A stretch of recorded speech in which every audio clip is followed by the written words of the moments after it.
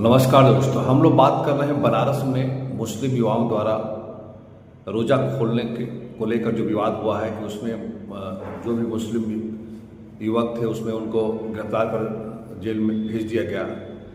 इसकी मैं कड़ी निंदा करता हूं और इस तरह की हरकतें इस देश में नहीं होनी चाहिए। ये जो लड़के रोज़ा खोल रहे थे ये देश के बच्चे थे, युवा थे। अगर इनसे गलती हो गई या कोई चीज़ गलती क्या हुई, ये कहीं भी कोई भी खा सकता है। बहुत से लोग गंगा के किनारे खा पी कर उसी में डाल देते हैं। जितनी भी हड्डियाँ विसर्जित की जाती है गंगा में की जाती है, जितने गंदगी और नालों की जो कूड़े कचरे हैं वो भी गंगा में प्रवाहित किया जाती है। तो वहाँ पर ये लोग क्या करते हैं। दूसरी बात है कि गंगा में अगर उन्होंने गलती की थी या कोई आपको ख़राब लगा था तो आप उनको समझा सकते थे, समझा बुझाकर उनको छोड़ा जा सकता था थाना से। लेकिन जो जेल में भेज दिया गया गिरफ्तार करके, वह छोटी घटना नहीं, ये बहुत बड़ी घटना है। और यह इस देश के कानून पर भी एक धब्बा है एक तरह से कि किस कानून के तहत इन लोगों ने तरह तरह की धाराएं लगाकर उनको भेज दिया।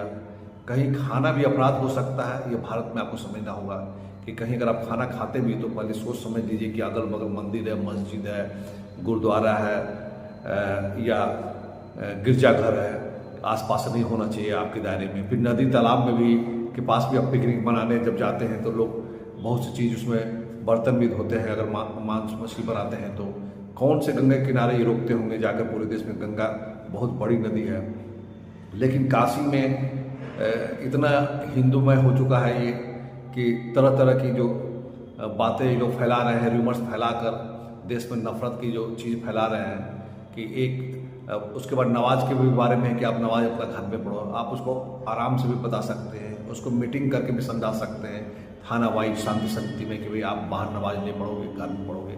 इसके खिलाफ किसी को अपमानित करना यह कहाँ से जायज़ है। तो इस तरह की बातें जो गोदी मीडिया है जो पूरी तरह बिक चुकी है और समाप्त हो चुकी है, आने वाला समय में हो सकता है इन पर भी कार्रवाई हो।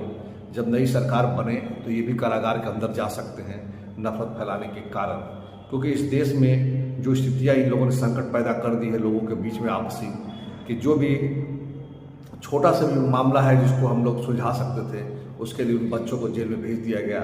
इसके लिए न्यायालयों को ये करना चाहिए कि इन लोगों को बेल देते हुए, बाइज्जत बरी करते हुए उन पुलिस अधिकारियों से भी पूछना चाहिए था कि आखिर ये क्या कर रहे थे, इनका पिछला बैकग्राउंड क्या था, क्या ये अपराधी थे, टेररिस्ट थे कि क्या थे कि आपने इन्हें गिरफ्तार कर लिया और क्यों गिरफ्तार करके जाएगी, इन्हें समझा बुझाकर क्यों नहीं छोड़ा गया। इन सब ऐसी बात होनी चाहिए ताकि लोग आपसी भाईचारा जिंदा रहे इस देश में।